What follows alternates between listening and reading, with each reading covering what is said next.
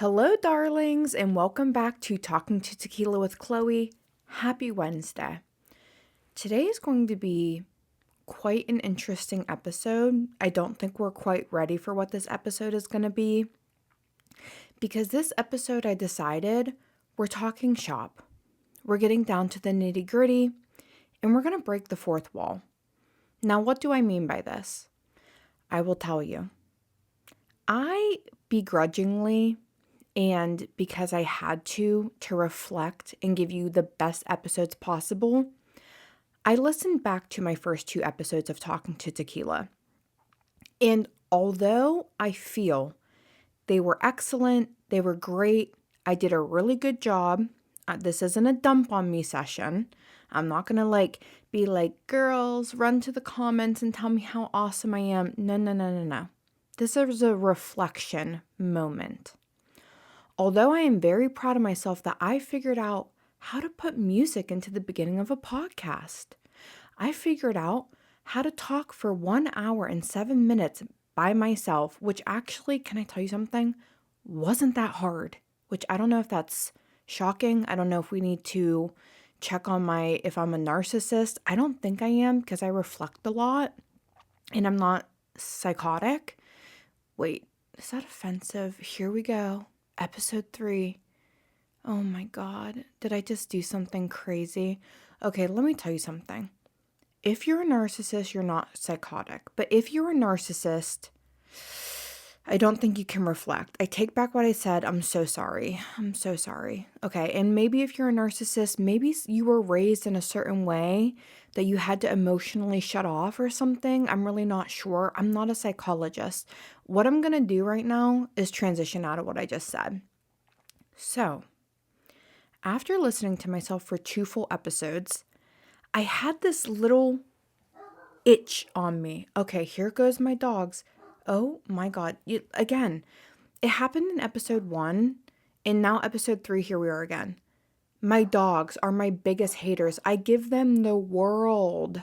I give them jerky chicken. I give them Caesar's wet food. I give them snacky time at nighttime. And what do after I cover all the windows downstairs? And I don't even have time to edit today. I'm recording before a night shift. If you didn't know, I'm a nurse. I do not make being a nurse a personality trait, so maybe you knew that, maybe you don't. Normally when I talk about nursing, it's more like talking about the logistics of my personal schedule and not necessarily the job itself, because that's just not something that I'm personally into. I work to live, I don't live to work. So I have to record before my night shift tonight.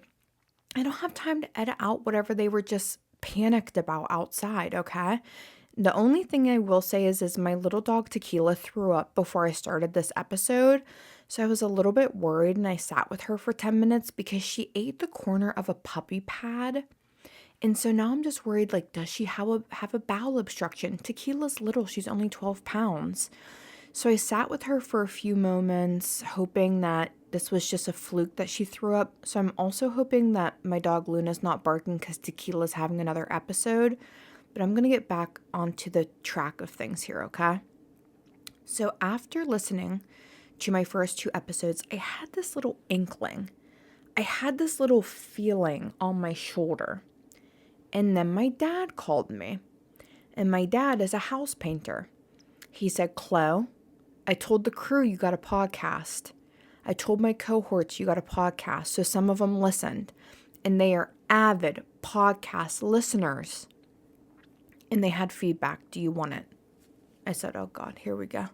Yes, I do want it because I need to make sure, I'm giving you guys the Dom Perignon of podcasting. Okay? The caviar of appetizers. So I said, what's the feedback? He said they loved it. They said it was really good. They were cracking up, but it sounds a little scripted. And I went, oh God, here we go. Because I have been thinking that. And the thing is it's not scripted at all, right? I am just talking, but I have my notes here. I have notes that I like to refer to.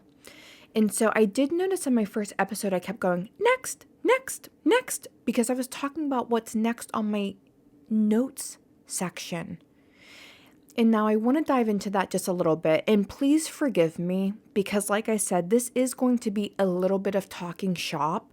But I feel like if you know me and you're here, it's because you know that I have no boundaries in the sense that, like, I'm just going to tell you how I'm feeling. And this is how I'm feeling. Of course, we'll get into the meat and potatoes of the episode, because my God, has the pop culture world just exploded this last week. I've got a lot of thoughts on things.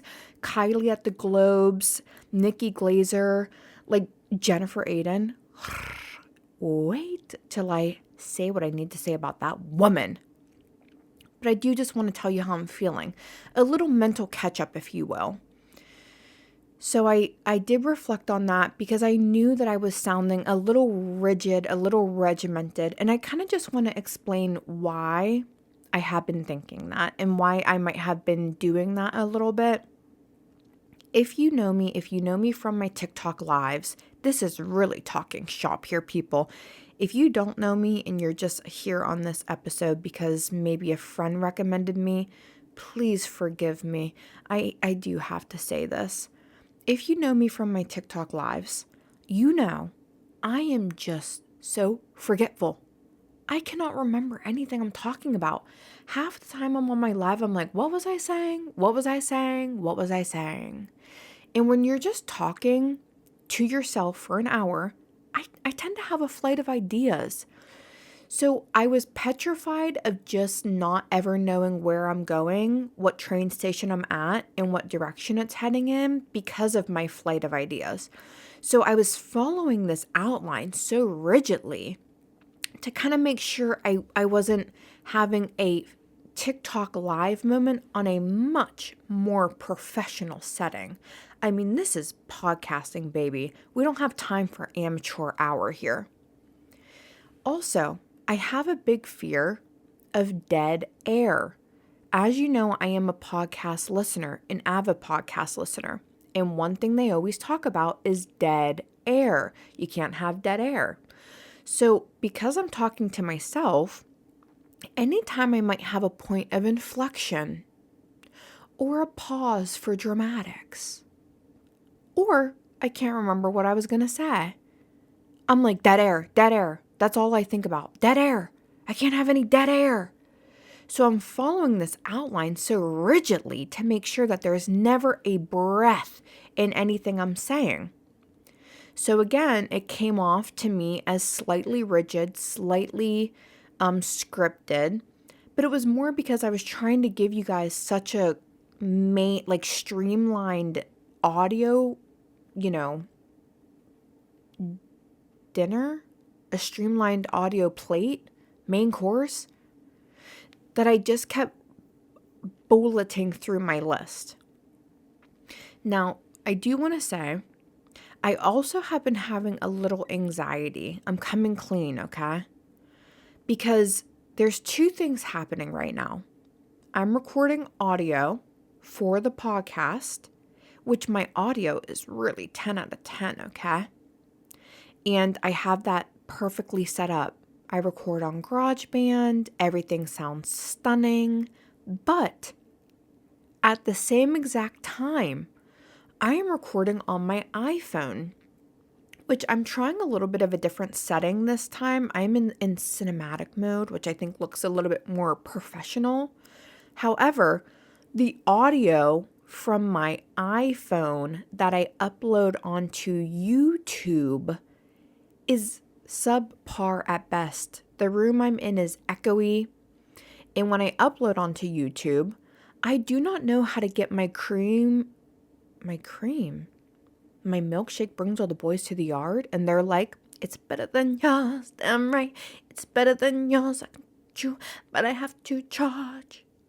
So, I don't know how to get the audio from my GarageBand, which is pristine, cream of the crop, to my video on my iPhone, which goes onto my YouTube. So I know that I am giving my YouTube viewers, all 400 of you, B squad experiences. And it really is bothering me. It's giving me anxiety. It's giving me agina. Also, I take these clips and put them on social media to lure in new viewers. However, how am I supposed to lure in new viewers when they think that I'm releasing a podcast with subpar audio? Because the audio that they're getting from my iPhone clips is echoey. They don't know that if you go onto the podcast app, you're getting 10 out of 10 content. Now, I am going to conclude this portion of the podcast. I did just need to get it off my chest. I needed to recognize, acknowledge, and let you guys know that the first 2 episodes, while they were quite an accomplishment, they were a little rigid, and I am aware of that. I am going to try to make this really more conversational. Also, I will say, I have my big goals of having multiple guests on, and all my things like dead air and wanting it to be conversational, they're going to come a little bit more naturally when I have guests on, because I'm not going to be the only one having to fill up space. Now, let's do a little bit more of a life catch up, because as many of you know, I'm a travel nurse. I finished my contract in Boston. I had been there for a year. Now I'm back in Pittsburgh at my home job, home hospital, that's what we call it, where you maintain what we call casual hours. And basically that means I only have to work a few shifts every month and a half to stay active in the system. The reason I kept that job is because situations like this, where I don't have a new contract signed, I don't have to go without a paycheck. I can pick up full-time hours at my home hospital and still have money coming in. So I've been relaxing for about 2-3 weeks now, just having this really lovely experience of being home, not rushing off to the next place, working with my peers at the hospital, at my home hospital, having a good time with old friends, catching up with old coworkers. But, of course, the money of travel nursing is so alluring. It is quadruple what I could ever make in Pittsburgh. Now, here's where I'm at. This is the crossroads that I'm currently at. I'm debating between getting a second job in Pittsburgh, maybe not a high-intensity job, a low-paying nursing job that doesn't have the normal stresses of a hospital, and working 2 jobs in Pittsburgh, my home hospital job and then a secondary job, to try to supplement my income, but really just maybe try to get reinvested into my normal life a little bit, spend more time with my puppies, hang out with my boyfriend, hang out with my friends, focus on my podcast, spruce up my house a little bit, get my podcast studio in my attic roaring. I had a speech impediment for my R's and S's when I was younger. And I'm going to tell you something, when I do have to say an R, I still have to put my whole damn back into it. It is very awkward to say R's. So if you see my lips or mouth going a little crazy, that's because I'm really trying to focus on that R coming out there.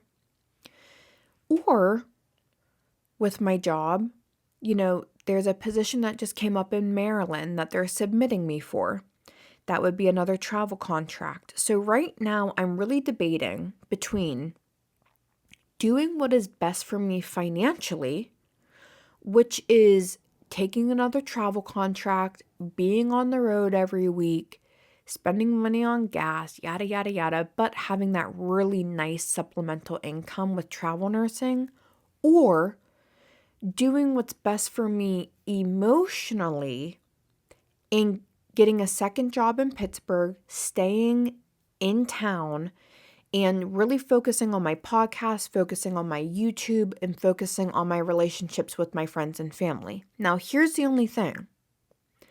If I were to stay in Pittsburgh, I would have to work 2 jobs, which means I would be working 5 to 6 days a week at a minimum to be able to continue to pay off debt and to be able to continue to save. When you own a house, not to sound like an old begrudging, an old, whatever. Like, there's always something. I need new siding. I was getting a shower today. The water comes down on your face and it like hits you in your face. All of a sudden, I hear this sound. I'm like, I've never heard that sound in the shower before.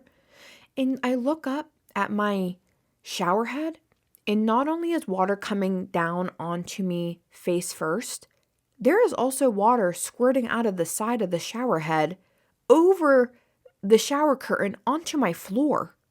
I sprung a leak. It's like always something. It is always something. My dog ate a damn corner of a puppy pad. I'm thinking bowel obstruction. For Christ's sakes. So, stay in Pittsburgh, have 2 jobs, work 4 to 5 to 6 days a week to make enough money to save, pay off credit card debt, and have a backup fund. Holy shit. Oh my God. See, this is why I'm having anxiety this week. Is anyone else having anxiety? Not to mention we're about to have a convicted felon sworn into the White House. Oh, the Aydin is coming back. The Aydin is coming back. Or do I travel again, buckle down for 6 months, stop dicking around and spending money at Sephora on blushes for Christ's sakes, save my money, pay off my debt, and then start really focusing on, rebuilding my life in Pittsburgh?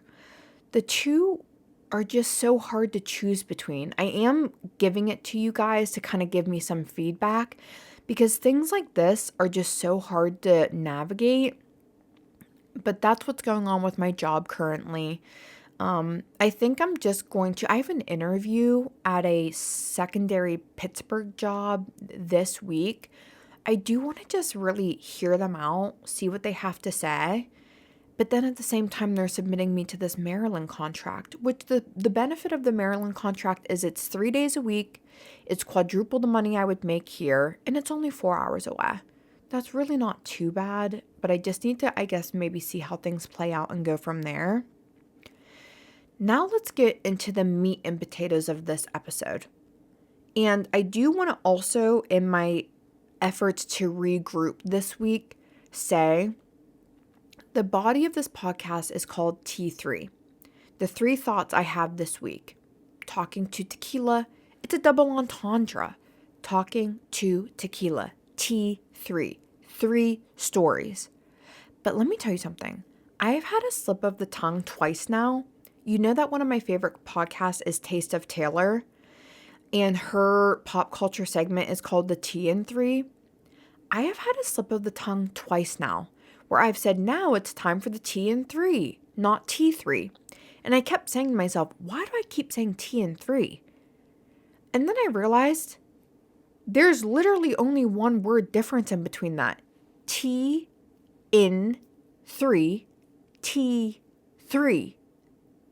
So I think I also need to rename the T3. So if anyone has any recommendations for the body of my podcast, where I talk about things going on in the world that entice me, excite me, please let me know. Because good God, I am just not, one thing about me, I'm not clever. I'm not clever at all. And I wish I did have a little bit of a cleverness in me. Because my God, when I tell you it takes every ounce of my brain to come up with segment name ideas, and then I come up with them and they're still subpar at best. Sheesh. So as of right now, we'll talk about the T3. But when I tell you it should really be called a smorgasbord, a jambalaya, a gumbo, a charcuterie board, that's what today's T3 is. Because my God, the pop culture news has come and rained down on me, and I have thoughts, okay? The first thing I want to discuss, oh my God, I finally launched a podcast, Talking to Tequila with Khloe. And don't you know, Khloe Kardashian cannot let me breathe for 1 second. All of a sudden, there's 2 Khloes in the podcasting industry. All of a sudden. Because I don't know if you heard, but Khloe Kardashian is launching a podcast called Khloe in Wonderland. And if I didn't already have enough competition with charming, smart, funny podcast women. Now you've got to throw a Kardashian in the mix. Are you flipping kidding me? Okay, now that I got that off my chest, let me be a little bit more positive. I love Khloe Kardashian. Now, is this episode going to be slightly Kardashian heavy? Kind of. I have 2 Kardashian stories.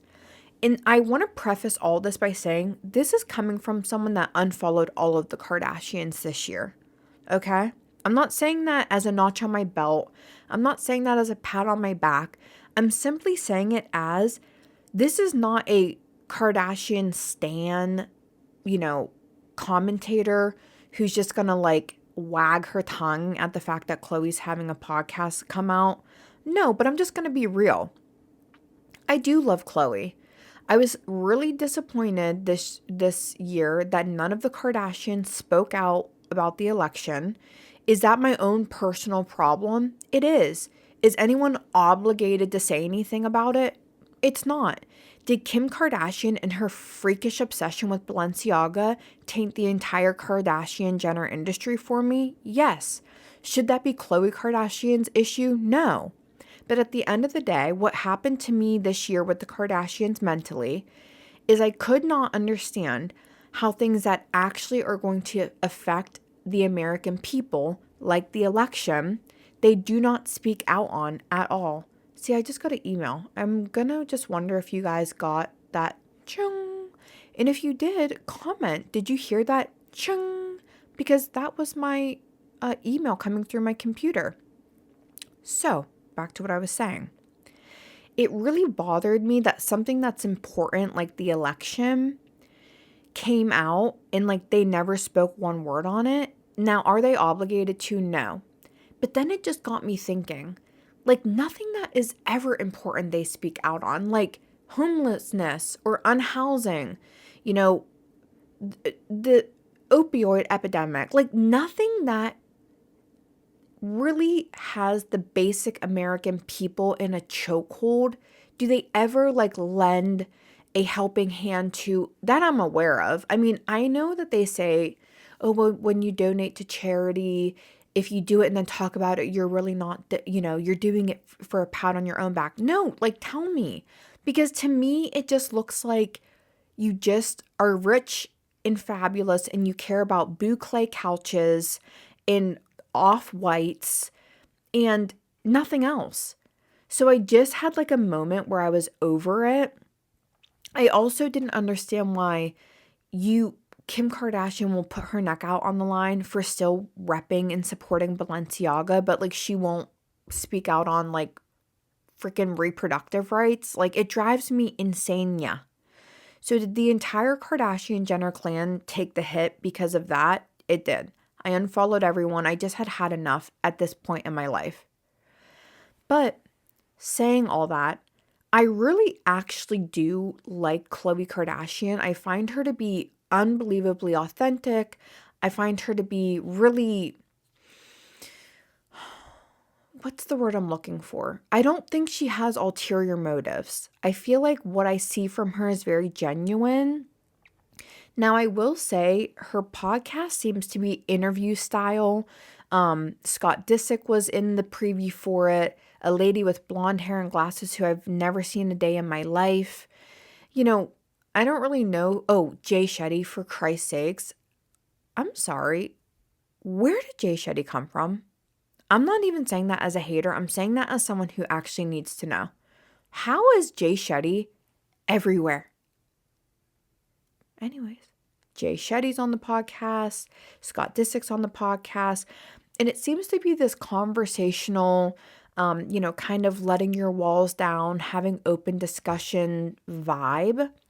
Now, I will say Khloe in Wonderland, I don't know if that really describes the podcast well. I don't know if that name is like the most stunning, iconic name I've ever heard, but I will say I will be a listener if I feel like I get a real life raw dog Khloe.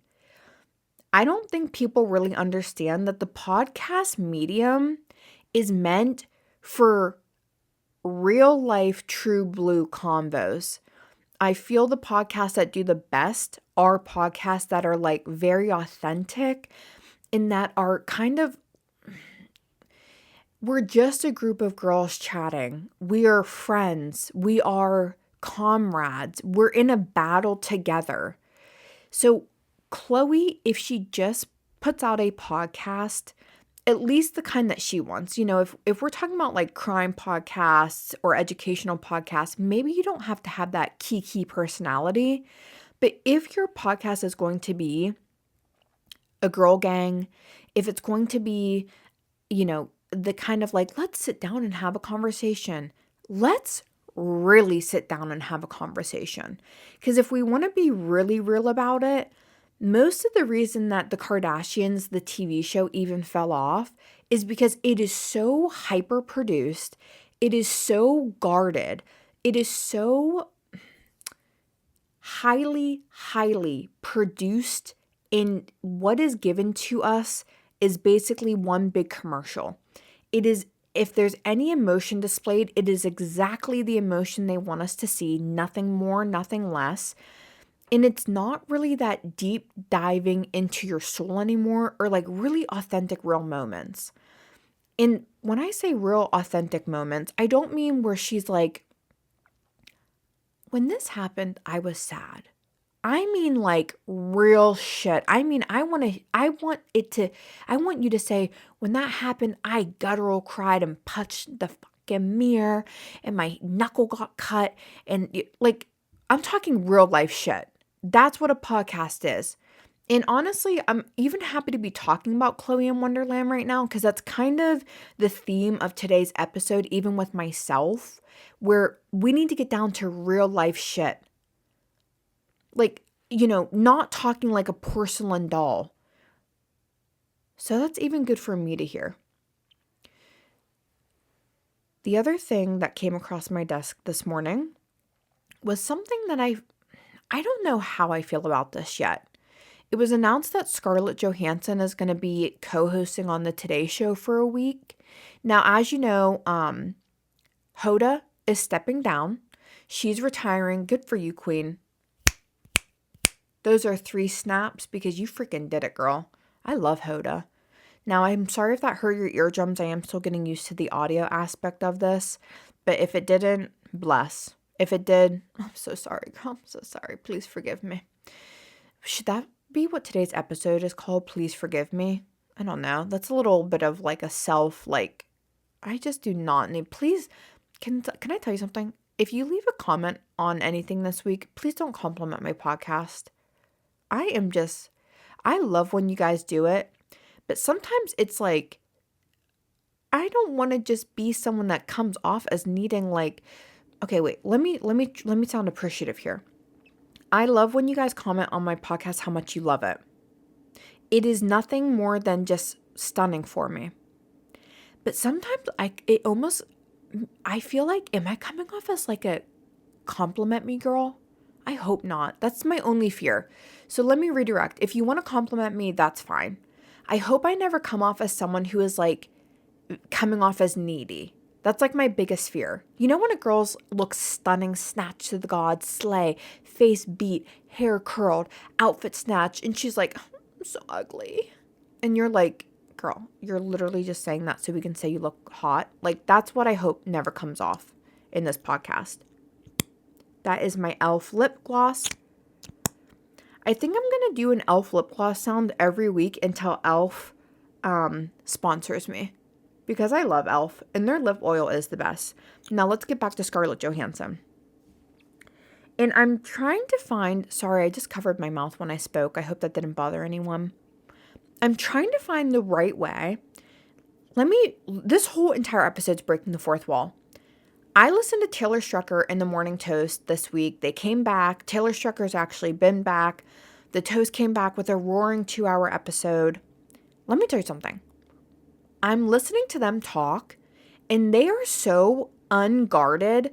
Like, Claudia called a dress ugly on her episode this week.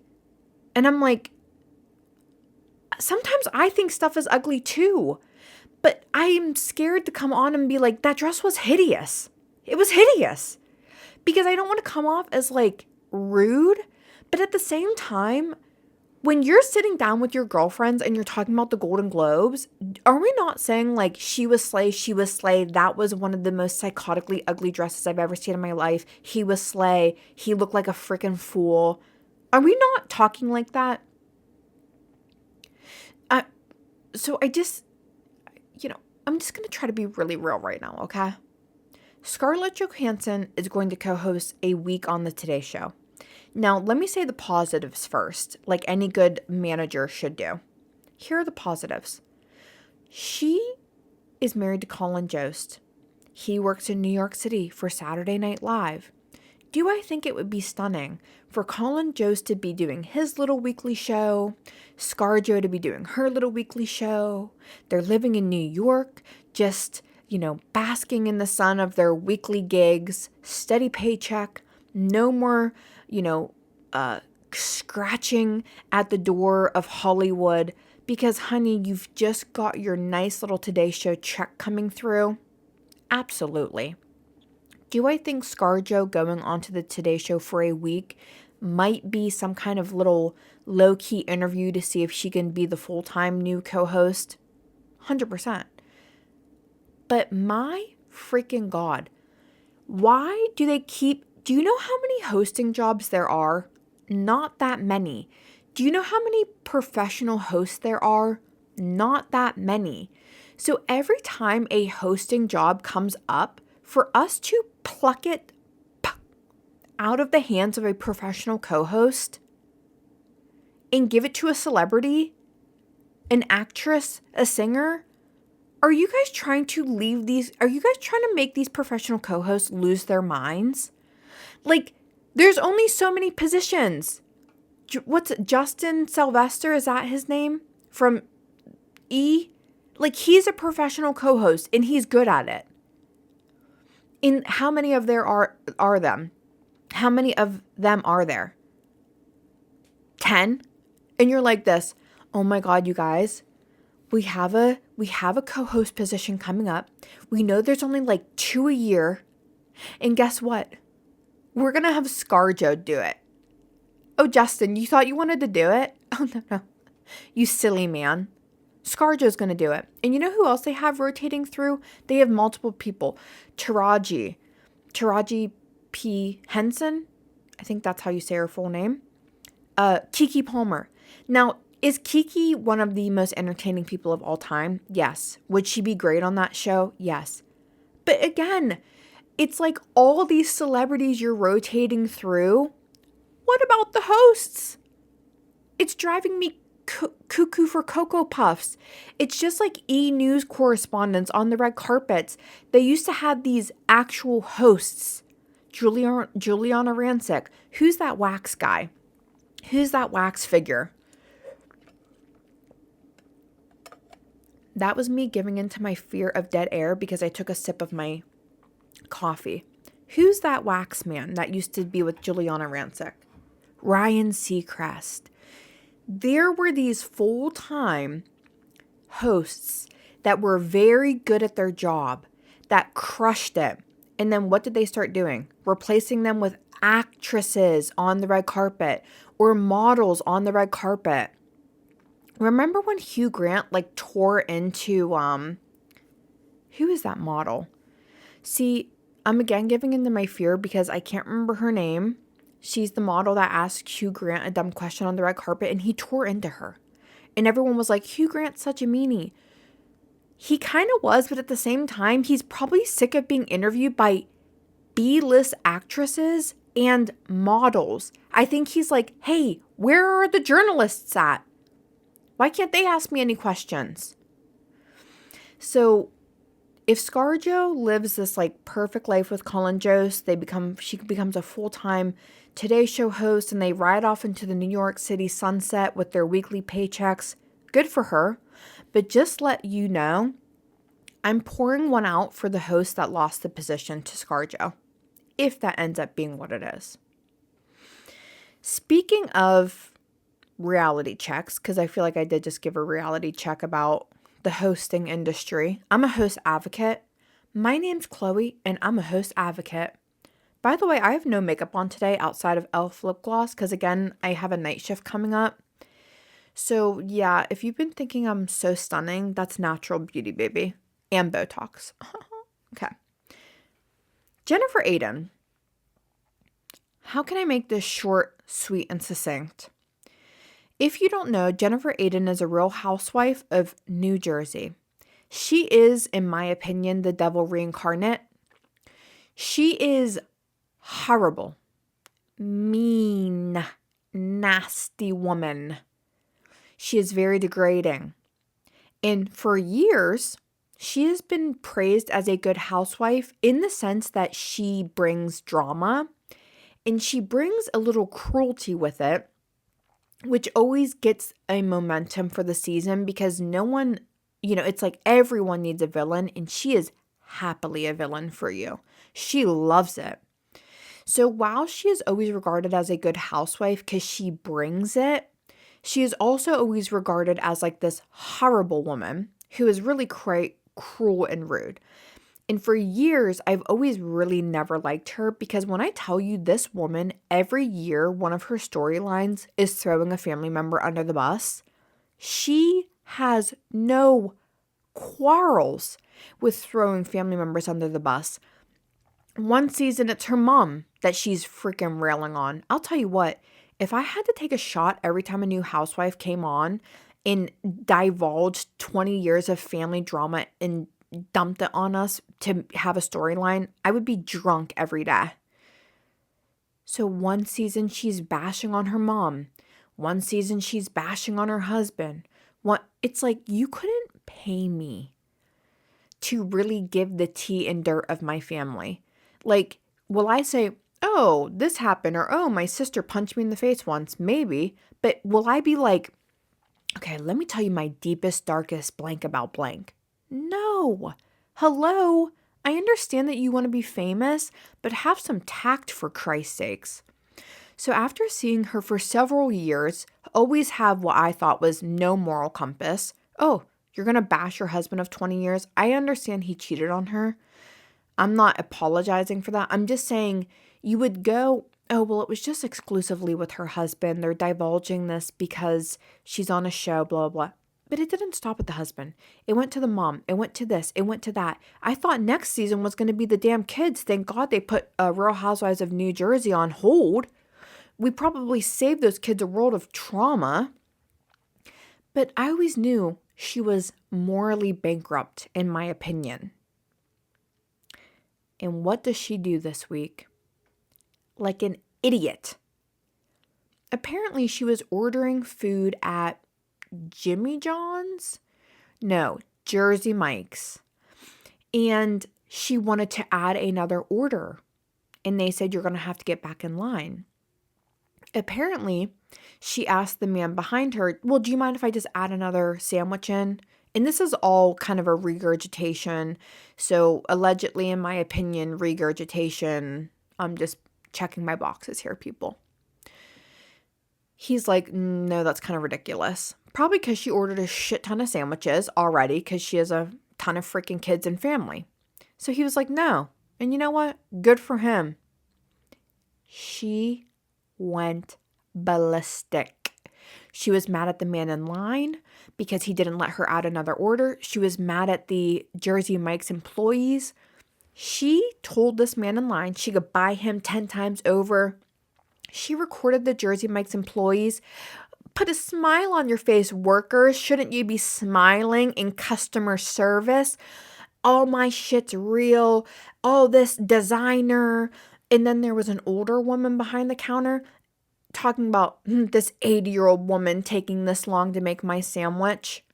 Are you thick in the head? This is what's wrong with this woman. Instead of using her brain and going, oh my God, the American economy is broken. The American system is broken.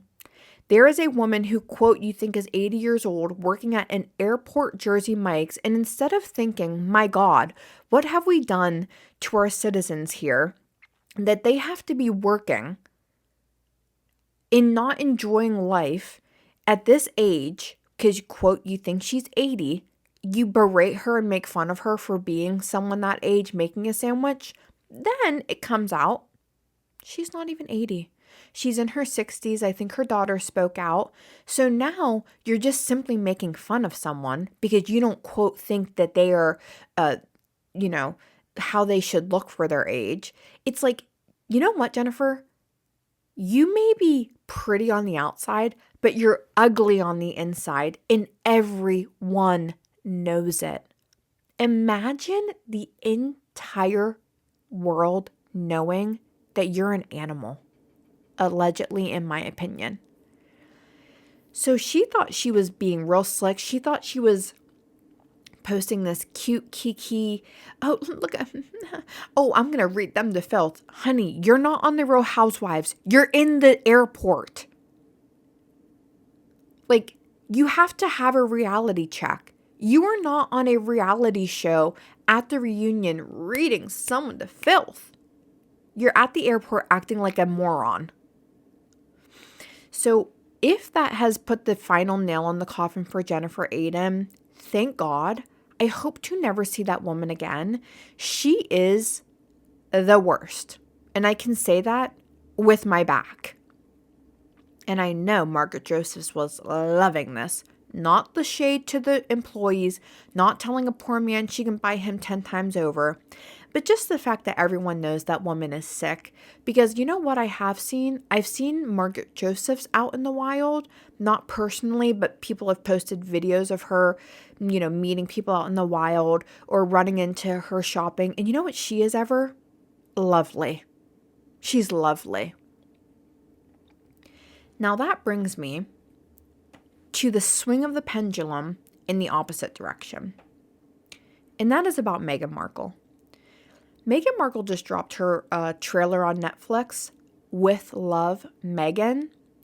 And my God, has this stirred up a lot of controversy. Meghan and Harry left the royal family however long ago. You guys should know by now. I really could not care less about the royal family. I don't care. We left them for a reason. Like, the fact that we still have kings and queens is so gagtastic. It's like, oh my God. Have we ever heard of democracy? But apparently, everyone cares about the royal family, the Sussexes, the this, the that. I don't even know what the hell their names are, to be honest with you. Are they the Sussexes? I thought that was what you call, like, when you put in a Mr. or Mrs. or Miss or Ms. I thought that's what that was. But I think it's also the name of the royal family. Or is it the Windhursts? Or something. Let's get back to the topic at hand. Harry and Meghan left the royal family. Great. They came to Hollywood. Great. They want to be celebrities? That's fine with me. I couldn't care less. Whatever. But, I did know that they said that they wanted to do some anthropological stuff. Some goodwill stuff. Wonderful. I guess they haven't done it supposedly so far. Still, I don't really have an opinion on this. But this is what I do have an opinion on. For years, Harry and Meghan have kept saying that they're going to drop this project. They're going to drop that project. They're going to do this. Now, the only thing I've ever seen is Harry released a book. Good for him. And Meghan had that architect podcast, which I think failed miserably. That's just what I think. I don't know if that's a fact. Spotify, don't sue me. In fact, Spotify, you want to make me an exclusive? I will be your exclusive podcaster. Let me know. But architect or archetype, see, I don't even know the name because I couldn't care less. Failed miserably. And people kept saying, oh, you guys say you're going to drop all this stuff, but you never drop it. Oh, how embarrassing. And then finally, Meghan Markle drops the trailer for Netflix, With Love, Meghan, which is a horrible name, but irregardless, it's a cooking TV show. And while I was watching the trailer, this is what was going through my mind. How lovely, how aesthetically pleasing, how stunning. I love it. Very calming. And what do I see online? Their rhetoric is savage. It is like, in this economy, oh, this is so, read the room. And then this is also what I've heard. That's not even her house. That's not even her garden. She's lying to us. She's trying to portray an image that this is her real life. Can I give people a reality check, please? Maybe that's what this segment should be called. Reality check with Khloe. Someone DM that to me so I don't forget. Reality check with Khloe. In fact, I'm going to write it on my hand. Reality check with Khloe. Okay. It's a set, people. It's a freaking TV show. That really might not be her garden. That might not be her house. Do we think that really, like, every single cooking TV show, they're turning someone's home into a set every week for a TV show? I understand that some people's cooking shows might not be a set and it might really be their house. But I'm just like in shock that people keep being surprised that these multi-million-dollar and billion-dollar companies are not like setting up a tripod in her home kitchen and recording her. It is a TV show. It is a set. She is one of the most famous women in the entire world. Did you think she was going to have 45 people of a crew, where, by the way, her children reside? Did you think we were going to turn her first floor into a Netflix studio where her children are running around and playing? No. It's a set. And when people say, well, she's tone deaf, read the room, the economy, this and that, this makes life seem really fluffy and frivolous. It's called escapism. And if you don't want to watch it, don't freaking watch it. Like, I don't hear people say that about Wicked that cost $500 freaking million to make in this economy. We were all gagging at Wicked, looking at $10,000 dresses on the red carpet.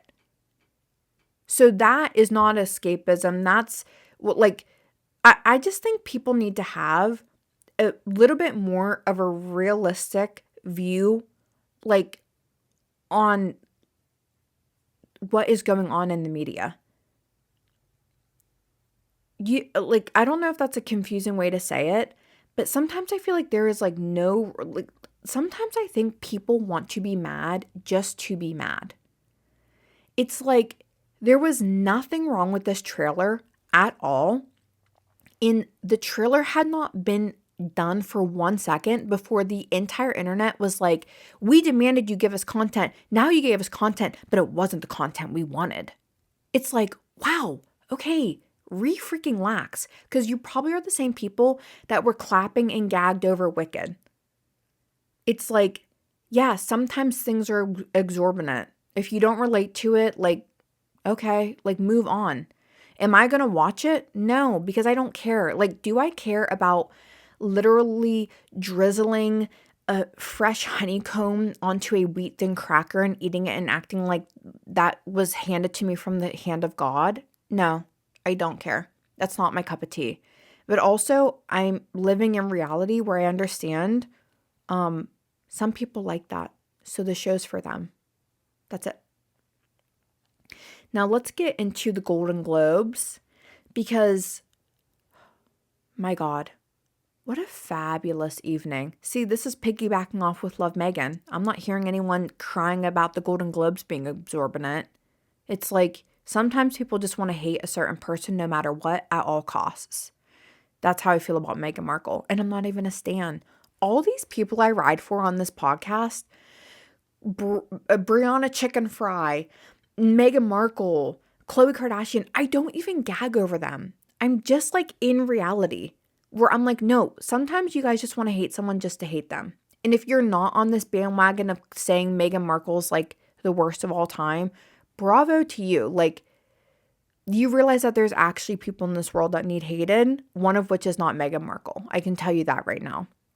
Why don't we focus some of this hate on people that are actually psychotic, nasty people? Now, the Golden Globes gagged me, and I will tell you why. It was the night of women, honey. Oh my God. Zendaya, the engagement, Emma, her pixie cut, Emma Stone's pixie cut healed me. Emma Stone's pixie cut made me live another day. Emma Stone's pixie cut had me dreaming about rainbows and butterflies. That's how I felt about Emma Stone's pixie cut. Zoe Saldana, please forgive me. I'm really bad at speaking. Winning, crying, her freaking stunning gown. Like, give me Zoe Saldana. I'm just going to say Zoe from now on. Give me her every day. I just started watching Lioness. Oh my God. I am not going to lie to you. The first season is like a little rocky, but I heard the second season's freaking bombastic, so I'm pushing through to get to the second season. Dakota and Elle Fanning, sisters on the red carpet reuniting. It brought a tear to my eye. By the way, I was looking at them. Why, when I'm really pale, I look kind of sick? I look like I need an IV. I look like I need an iron supplement. I look like I need to pinch my cheeks to get some color into them. And when Elle and Dakota Fanning are fair-skinned on the red carpet, I think they look stunning. Chic, c'est la vie. Ça va. Gorgeous, breathtaking. I just will never get over that. Like, why when some people are pale, they look sick, and when some people are pale, they look really great? Now, this is what I do want to say about the Golden Globes. And this is my last Kardashian thing I'm going to bring up. Because what is there to say about the Golden Globes? I'm saving Nikki Glaser, so don't think I'm forgetting about her. What can I say? Demi Moore won. Zoe won. It was like a night for freaking women. Now, I do want to say there's all this like chatter because a director won and he made a speech and he was like, and let me just say, the final cut always goes to the director. And everyone's like, that was a subliminal message to Blake Lively and Justin Baldoni. And that's the industry saying that they back Justin Baldoni. Oh my God. You guys, the conspiracies, we have to stop. I do not think that was what that was. Let me tell you something. If I was a director and I won a Golden Globe, if you think the first thing on my mind would be to give a subliminal message to Justin Baldoni, male or not, I do not think that is what was happening. I think there was probably some other context that we don't know about in his own life that we are unaware of. Could you imagine thinking that you won an award at the Golden Globes and your number one goal was to shade Blake Lively and low-key support Justin Baldoni? Do you see what the movie he made was about? This man made a 3.5-hour movie about an architectural immigrant. I do not think his priority was throwing shade at Blake Lively. Now, I kind of got off track there, but what I was saying was it was a night for women, even though some people think that it was like all night long low-key shading Blake Lively. I do not think that. I think we see what we want to see. And I don't want to see that, so I'm not seeing it. Maybe I'm Delulu. Maybe I'm not. But what I want to say is Timothée Chalamet and Elle Fanning were at a table. And who was right in the middle? Kylie Jenner. Let me tell you something. Kylie did everything right. She didn't walk the red carpet. When Timothée Chalamet and Elle Fanning were talking, she cutesily and politely leaned back so that they could chat. She was trying to be a wallflower. She smiled politely. She was just to me, like what appropriately, like what a date would be. Just kind of there, letting Timothée have his moments, kikiing with Dakota and Elle Fanning. And I do want to say, shout out to Dakota and Elle Fanning, who could have been snooty little actresses who, if Kylie was trying to talk to them, because, you know, they think that there's like this level, or, you know, maybe there is. I guess technically Hollywood A-listers are the top of the entertainment industry, and then reality TV stars and podcasters and everything is under that. So could they have snootily been like, hi Kylie, oh, okay, how are you? Like kind of maybe a little aloof, maybe making her feel a little awkward. They could have. No, honey, I saw the photos, I saw the videos. They were kikiing with Kylie, which to me I really loved, because Kylie was there as Timothée's date, okay? And they could have made it very clear that, like, they felt she wasn't meant to be there. But at the end of the day, they didn't. It was like a bunch of girls kikiing, laughing, joking around, chatting, and I loved that. There's this, like, online conversation happening about, like, well, Kylie leaned back here, or Kylie did this there, or blah, blah. She didn't deserve to be there. She's Timmy's girlfriend. Who freaking cares? Okay? She didn't walk the red carpet. She didn't, like, this is what I'm trying to say. Kylie did everything right, and people are still mad at her. She tried her damnedest to not make the night about her. She didn't walk the red carpet. She let Timothée talk to his peers without trying to interject herself into the conversations if there wasn't a window for her to come into. She was a doting girlfriend. And people are still like, no, you simply existing pissed me off. You guys, again, I cannot have this entire podcast be me being a contrarian, but it's just today's theme of the episode. She's allowed to go to an award show with her boyfriend. He invited her. If you don't like it, I literally cannot say this and stress this enough. Like, what are we doing thinking we can decide who is and is not going to be at these award shows? Like, it's her life. That's her boyfriend. What do you want from her? Now, wrapping the Golden Globes conversation is, of course, my last and favorite segment. Chic c'est la vie. Ça va. Ça va. And that is where I give a shout out. And please forgive me. I know this was an extremely pop culture heavy episode, but I do feel like I bore my soul to you the first 25 minutes. So if you're not a pop culture girly, I really am sorry. And you're honestly lucky I don't keep going, because if you wanted me to go off on a tangent about Paige DeSorbo, I would. Because Paige DeSorbo came out with the most beautiful Giggly Squad episode where she spoke about how, as a woman, she is like taking life into her own hands and not living by social constraints anymore. And she doesn't have to be 30 years old, married with 3 children by now. And she has learned so much about herself coming out of abusive relationships in her 19s and 20s. And Craig was such a good man to her and a good partner to her, but she still was able to see through and kind of really decide what she wants for her own life, only for the entire internet to come out and be like, nope, you cheated. Like, could I go off on 25 minutes about that? I could. Could she have been more explicitly clear that no one cheated on anyone and it was a mutual breakup and it was just 2 mature adults expressing what they want in life and it happened to be different things at this point? She did. Did the entire internet still say, woman bad, woman cheated? They did. Did she come back like an absolute slay queen and say, oh, for real? See you in court? Yes, she did. Now let me get off of my tangent. All I'm trying to say is I could have gone on about pop culture for about another 2 hours, but I won't. I'll spare you. So this is what I want to say.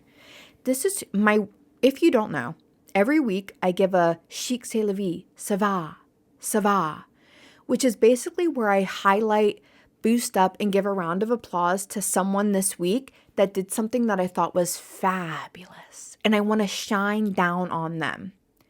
And if I could bite off of Theo Von's podcast for a moment, I will sing you a little melody before I shine down on this woman. Shine that light on me. I'll sit and tell you my story. Shine on me. Okay, that's Theo Von's introduction to his podcast, which I love. And I believe that's by Bishop Gunn, I believe. And I believe it's called Shine or Shine Down on Me. I don't really know. Google it, it'll come up. This week's Sava goes to Nikki Glaser. Not only did Nikki Glaser crush the Golden Globes, do I need to come on and say that? No. And by the way, she didn't get the Sava for the Golden Globes. She got it for what she did after the Golden Globes. Not only did she crush the Golden Globes, so funny, so beautiful, so witty, the funniest jokes, it was what she did afterwards. And that is go on Howard Stern and be a queen. And let me tell you why. There's a time-old saying, we made the right person famous. That is Nikki Glaser. She went on Howard Stern, and he would be like, not in a shady way, like they had an amazing dynamic. And let me be real, I only saw clips because I did not subscribe to Sirius. I'm not rich, okay? But he would be like, I can't believe they don't pay you hosts. And she would be like, don't care, don't need it, don't give me the money. I like the opportunity. Don't care, don't need it. I'm doing well enough. It's an opportunity of a lifetime. And then he would be like, you worked so hard. She'd be like, hell yeah, and I'll work harder. Like, there was nothing this woman took for granted. I feel like there is a air going around right now with some celebrities who we make famous, and then they're like, what the hell? I'm famous. What the hell? You spoke to me in the world. Nikki Glaser was like, I wanted to be famous. You made me famous. Thank you. I appreciate it. That's what I've been aiming for. Thank you. And I'll continue to work hard and be grateful. Like, do you know how refreshing it is for someone to work their ass off to be famous and then become sensationally famous and then them not immediately complain about it and talk about how much it sucks? Like, there are so many people clawing for these opportunities, and it is disheartening when you finally you're boosting someone up. You see them when they're lower. You see them when they're grinding, and you're boosting them up, and then you boost them all the way up, and they're like, this is bullshit up here. And you're like, oh, I thought that's what we wanted. I thought that's what you wanted. And they're like, I am, but on my terms. And you're like, oh, okay, I'm sorry. I don't know what to do. Like, Nikki Glazer's boost me up, and then I get up here and I'm still going to be so appreciative, so kind, so hey, this is an opportunity of a lifetime, and I know a ton of people want this, and I'm here and I'm not going to take it for granted. Now, these are my only words to Nikki Glaser. Nikki Glaser, attention, attention, alert, alert. You are now entering the stratosphere of mainstream comedy. You are now entering the stratosphere of people knowing who you are. Please, you have two paths that you can go. The first one is to keep being funny, but continue on this trajectory of stardom. And you can also go a separate path of becoming mainstream funny and then turning into Kevin Hart, who is just not funny anymore. Forgive me for saying that. I am begging you, Nikki Glaser. There are going to be people throwing themselves at you. Industry people throwing themselves at you.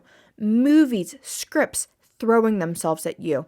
I beg you, please, still be a really funny girl and read the scripts and make sure that they really are funny and really highlight your talents. Please do not just say yes to every single movie that Netflix throws at you. I beg of you. because you are so funny and charming and amazing. And I do feel like once you get to this level of fame, it's like hard to kind of see through the woods. Like, you're doing such a good job. That's why you got my Sarah this week with Howard Stern. Like, you were just like, yes, honey, like, this is what I wanted, and thank you so much. But just like really stay your funny, stunning self. Like, I know you can do it, because I heard a comedian make a little snippy joke once about Kevin Hart. They were saying stuff about funny people, and someone said like, "Oh, like Kevin Hart really made it." And he was like, "Yeah, he did." Like, to me, I read that like the whole comedy industry kind of is like, "Kevin, like, what the hell are you doing, dude? Like, you used to be really funny in stand up, and now you do these really dumb movies that like are made for 10-year-olds." My God, I'm so sorry. I didn't mean to really go in on Kevin Hart like that. Please, Kevin, don't ever like hear this or listen to this. Thank you so much. Okay, that concludes episode 3 of Talking to Tequila with Khloe. If you could rate, review, subscribe, thank you so much. To go over the rules one more time, the only rules of this podcast are to only rate me 5 stars, love me unconditionally, and that's it. And if you're on that trajectory so far, thank you so much. I will add a little asterisk to the rules. If you could, of course, clip anything, share it to your stories, tell your friends about me. The way that podcasting really takes off is word of mouth, baby. And of course, guesting on other people's shows, but I'm no one yet to be invited. So maybe one day, please. I keep hoping that Taylor Donahue or Taylor Strecker listens to this and goes, "She's so clever and funny. We should have her as a backup rotation of co-hosts on our show." And I'll go like this, "Me? Oh my God, no. You want me? Okay, I could fit it into my schedule, but really I will have cleared my schedule if they ask me." But that's just a little secret between you and I. Now, have a blessed, wonderful week. It's cold as shit out. If you are in a warm stratosphere, you are very lucky. If you're on the East Coast, bless you, because honey, it is frostbite nation right now. But stay warm, stay safe, stay stunning. Until next time, darlings. See you then. That was a weird way to go out. I'm working on it.